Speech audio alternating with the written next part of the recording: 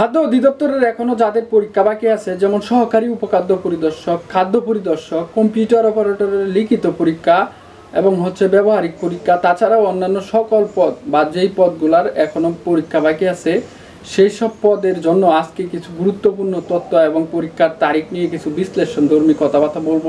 আপনারা যারা এইসব পদের পরীক্ষার্থী রয়েছেন অবশ্যই ভিডিওটা দেখে যাবেন, আশা করি আপনাদের উপকার হবে। তো ভিডিওর মূল বিষয়বস্তুতে যাওয়ার আগে আমরা একটু খাদ্য অধিদপ্তরের অফিসিয়াল ওয়েবসাইট বা নোটিশ বোর্ডটা একটু চেক করে নিব।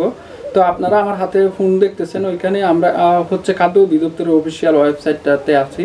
এখানে ঢুকার পরে আমরা একটু দেখে নিব যে খাদ্য অধিদপ্তরের বর্তমানে কি ধরনের নোটিশ রয়েছে। তো এখানে দেখুন নোটিশটা আমরা একটু জুম করে দেখাই। তো সবার উপরে যে নোটিশটা রয়েছে সেটা ডি-নথি সিস্টেম সংযুক্ত অফিস সহকারী কর্মকর্তাগণকে মুক্ত পাঠ প্ল্যাটফর্মে ডি-নথি বিষয়ক এই ধরনের একটা নোটিশ রয়েছে। তারপরে নোটিশটা খাদ্য অধিদপ্তরাধীন অফিস সহকারী কাম কম্পিউটার মুদ্রাক্ষরিক পদের বাছাই পরীক্ষার ফলাফল, যেটা অনেক আগেই প্রকাশিত হয়েছে। তাহলে আমরা এখানে যেটা দেখতে পাইলাম সেটা যে নতুন করে কোনো নোটিশ তারা অ্যাড করে নেয় বা পরীক্ষার সম্ভাব্য তারিখ সম্পর্কে তারা এখনো কিন্তু অফিসিয়ালি কোনো বিজ্ঞপ্তি প্রকাশ করে নাই নতুন করে। তার মানে এটা না যে আমরা পরীক্ষার তারিখ সম্পর্কে কোনো ধারণা নিতে পারবো না। আমি প্রথমে উপখাদ্য পরিদর্শক পদের পরীক্ষার তারিখ সম্পর্কে একটু ধারণা দিব, তারপরে সহকারী উপখাদ্য পরিদর্শক এবং অন্যান্য পদগুলোর সম্পর্কে পর্যায়ক্রমে ধারণা দিব। তো সম্পূর্ণ ভিডিওটা দেখবেন সবাই। গত মাসে 26 তারিখে কম্পিউটার মুদ্রাক্ষরিক পদের পরীক্ষা হওয়ার পরপরই কিন্তু উপখাদ্য পরিদর্শক বা সহকারী উপখাদ্য পরিদর্শক পদের পরীক্ষার তারিখ নিয়ে একটি গুঞ্জন তৈরি হয়, যেটা 17 তারিখ হওয়ার কথা ছিল।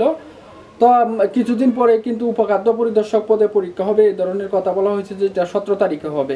অ্যাকচুয়ালি দেখা গেল কি 17 তারিখ পরীক্ষা হচ্ছে না। তারপরে বলা হলো যে 24 তারিখ শুক্রবার পরীক্ষা অনুষ্ঠিত হবে উপখাদ্য পরিদর্শক পদে। দেখা গেল কি সেই তারিখটা শেষ পর্যন্ত এসে পরিবর্তন হইল। এখন 25 তারিখ, অক্টোবরের 25 তারিখ শনিবারে পরীক্ষাটা অনুষ্ঠিত হতে চলেছে। যারা উপখাদ্য পরিদর্শক পদে পরীক্ষা দিবেন তাদের কিন্তু এই বিষয়টা আর জানার বাকি নাই। তবে আমি একটু আবার বলে নিলাম, 25 তারিখই পরীক্ষাটা উপখাদ্য পরিদর্শক, যেখানে পরীক্ষার্থীর সংখ্যা 4,78,501 জন পরীক্ষার্থী পরীক্ষায় অংশগ্রহণ করবে এবং পরীক্ষাটি অনুষ্ঠিত হবে দেশের বিভাগ এবং জেলা শহর মিলিয়ে মোট 18টি স্থানে বা 18টি শহরে। কম্পিউটার মুদ্রাক্ষরিক পদে কিন্তু পরীক্ষা হয়েছিল আপনার 8টি বিভাগীয় শহরে, কিন্তু এই পরীক্ষায় পরীক্ষার্থীর সংখ্যা বেশি হয়, 18টি বিভাগীয় জেলা শহরে পরীক্ষার্থীরা অংশগ্রহণ করবে। যেটা 2টি বিভাগীয় শহরের পরীক্ষার্থীর সংখ্যা একটু জেনে নিয়েছি, যেখানে রাজশাহী বিভাগে 37,739 জন পরীক্ষার্থী রয়েছে এবং রংপুর বিভাগে 50,761 জন পরীক্ষার্থী রয়েছে। তো আপনাদের পরীক্ষাটা হবে প্রাথমিক বাছাই পরীক্ষা, এমসিকিউ টাইপ এবং 1 ঘন্টা ব্যাপী পরীক্ষাটি হইতে পারে 50 মার্কসের উপর। যেহেতু অফিসিয়াল বিজ্ঞপ্তি প্রকাশ করে নাই তাই এই কথাটি জোর দিয়ে বলা যাচ্ছে না। তবে অফিস সহকারী কম্পিউটার মুদ্রাক্ষরিক পদের পরীক্ষার ধরন থেকে আমরা কিন্তু এটা মোটামুটিভাবে বলতে পারি। তো এই পর্যায়ে চলে আসি সহকারী উপখাদ্য পরিদর্শক পদের পরীক্ষাটা কবে হইতে পারে। এই বিষয়টা বোঝানোর জন্য আমরা একটু অফিস সহকারী কম্পিউটার মুদ্রাক্ষরিক পদের উদাহরণটা নিব, কারণ এইটাই আগে বলতে হবে, তাহলে ওই বিষয়টা স্পষ্ট বুঝতে পারবেন। আমরা এর আগের পরীক্ষাগুলো যদি একটু বিশ্লেষণ করি তাহলে এই বিষয়টা একটু ভালোভাবে বুঝতে পারবো। যেমন ড্রাইভার পদের পরীক্ষা হয়েছিল 9 তারিখ এবং তারপরে 26 তারিখে আপনার কম্পিউটার মুদ্রাক্ষরিক পদের পরীক্ষা হয়েছে। তো মাঝখানে এখানে বেশ কিছুদিন সময় নেওয়া হয়েছে। তো সেপ্টেম্বরের 26 তারিখ কম্পিউটার মুদ্রাক্ষরিক পদের পরীক্ষার প্রায় 1 মাস পর অক্টোবরের 25 তারিখ উপখাদ্য পরিদর্শক পদের পরীক্ষা হবে বলে আশা করা যাচ্ছে বা পরীক্ষার তারিখ নির্ধারণ করা হয়েছে। আমরা অনেক জায়গায় দেখতেছি যে সহকারী উপখাদ্য পরিদর্শক পদের পরীক্ষাটা নাকি নভেম্বরের 7 তারিখ হয়ে যাবে। ইভেন আমার ভিডিওতেও আইসা অনেকেই কমেন্ট করছে ভাই সহকারী উপখাদ্য পরিদর্শক পদের পরীক্ষা কবে হবে, আবার অনেকে রিপ্লাই দিছে যে 7 নভেম্বর হয়ে যাবে। এখন কথা হলো যে এইদিকে ড্রাইভার পদের ব্যবহারিক পরীক্ষার রেজাল্ট বাকি, কম্পিউটার মুদ্রাক্ষরিক পদের লিখিত পরীক্ষা বাকি, উপখাদ্য পরিদর্শক পদের পরীক্ষাই বাকি।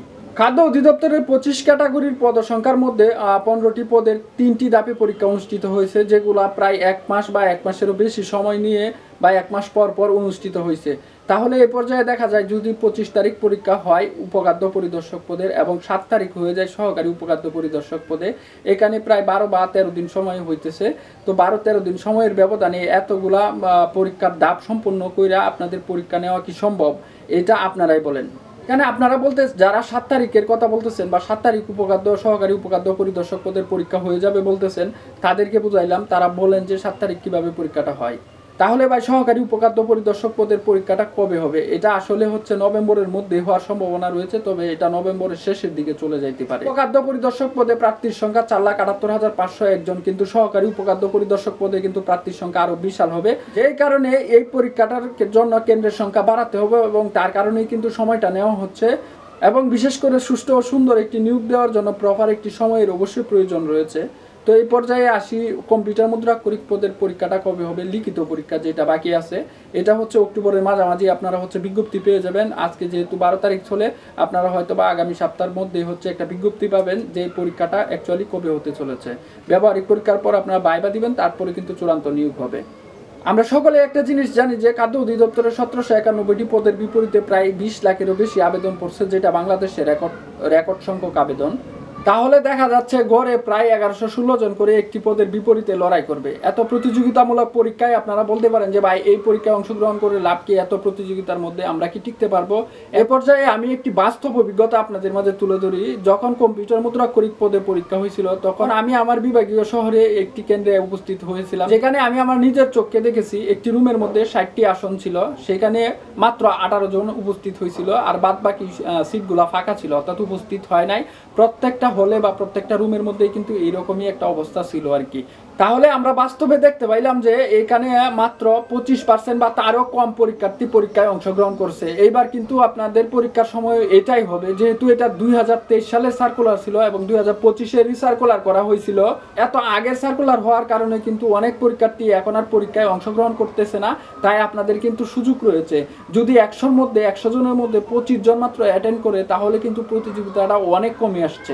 সবকিছুর পরে একটি কথা বলবো, বর্তমানে বাংলাদেশের চাকরির বাজার অনুযায়ী কিন্তু আপনার প্রতিযোগিতার ভিত্তিতে চাকরির পরীক্ষায় টিকে থাকতে হবে। তাই সঠিক গাইডলাইন, সাজেশন এবং বই পড়াশোনার কোনো বিকল্প নাই। আপনারা হচ্ছে আমার কাছ থেকে এই যে ফ্রি সাজেশন একটি রয়েছে, যেটা ভিডিও আমার চ্যানেলে অলরেডি আপলোড করা আছে, সেটা দেখে আপনারা চাইলে আমার কাছ থেকে এই ফ্রি সাজেশনটা সংগ্রহ করতে পারেন। যাদের পড়াশোনা করার ইচ্ছা রয়েছে বা সাজেশনটি সংগ্রহ করার পর সেটাকে মনোযোগ দিয়ে পড়বেন, তারাই হচ্ছে আমার কাছ থেকে এই সাজেশনটা সংগ্রহ করার জন্য নক করবেন। এই ভিডিও ডিসক্রিপশন বক্সে আমি সাজেশনের ভিডিওটির লিঙ্ক দিয়ে দিব, সেটা দেখলে কিন্তু কিভাবে সাজেশনটি সংগ্রহ করবেন সেটা বুঝতে পারবেন। এ পর্যায়ে আমার আরেকটি বিষয় মনে পড়লো যে এক ভাই আমার একটি ভিডিওতে এসে কমেন্ট করছিল যে ভাই এমসিকিউ পরীক্ষা, যেহেতু খাদ্য অধিদপ্তরের পরীক্ষাগুলো এমসিকিউ লিখিত এবং তারপরে ভাইবা হচ্ছে, এমসিকিউ এবং হচ্ছে লিখিত পরীক্ষার ফলাফলের সমন্বয়ে কি মোট রেজাল্ট প্রকাশ করা হবে, কি ফাইনাল রেজাল্ট প্রকাশ করা হবে? সেই প্রশ্নটির উত্তরটা একটু দিতে হয় আমাকে। এখানে হচ্ছে এমসিকিউ পরীক্ষা মানে প্রাথমিক বাছাই পরীক্ষা, এইখানে শুধুমাত্র ফার্স্ট এবং ফেইলের রেজাল্ট প্রকাশিত হচ্ছে, কত মার্কস পাইছেন সেটা প্রকাশিত হচ্ছে না। তাহলে আপনি নিশ্চিতভাবে ধরে নিতে পারেন যে এমসিকিউ পরীক্ষার ফলাফল ফাইনালে বা ফাইনাল পরীক্ষার ফলাফলের সাথে কোনো ধরনের সামঞ্জস্যপূর্ণ হবে না বা কোনো ধরনের প্রভাব রাখবে না। এমসিকিউ পরীক্ষা শুধুমাত্র ফার্স্ট ফেল, এখানে বাছাই করার জন্য শুধু পরীক্ষাটা নেওয়া হচ্ছে। যেহেতু এখনো কোনো পরীক্ষার লিখিত হয় নাই এবং ব্যবহারিক হয় নাই, তাই আমরা ওই বিষয়টা বলতে পারতেছি না। হয়তো লিখিত এবং ব্যবহারিক পরীক্ষার মোট রেজাল্ট একত্রিত হতে পারে, তবে এমসিকিউ পরীক্ষার ফলাফল ফাইনাল পরীক্ষা বা আপনার চূড়ান্ত নিয়োগের ক্ষেত্রে কোনো ধরনের প্রভাব রাখবে না, এটা আপনি নিশ্চিত থাকতে পারেন। তো এমনই যদি খাদ্য অধিদপ্তর নিয়ে আপনার মনেও কোনো প্রশ্ন থাকে, অবশ্যই সেই প্রশ্নটা কমেন্ট বক্সে বলে যাবেন, আমি উত্তর দেওয়ার চেষ্টা করব যতটুকু পারি। তো সকলের জন্য শুভকামনা রইল। চ্যানেলটিকে অবশ্যই সাবস্ক্রাইব করতে ভুলবেন না। চাকরি পড়াশোনা রিলেটেড সকল ভিডিও সবার আগে পাওয়ার জন্য এই চ্যানেলটির পাশে অবশ্যই থাকবেন। এবং চ্যানেলটি হচ্ছে ছোট্ট চ্যানেল, তাই আপনাদের কাছে রিকোয়েস্ট রইল চ্যানেলটিকে সাবস্ক্রাইব করে আমাদের পরিবারটাকে বড় করার জন্য। ধন্যবাদ সকলকেই, সকলেই ভালো থাকবেন। আসসালামু আলাইকুম।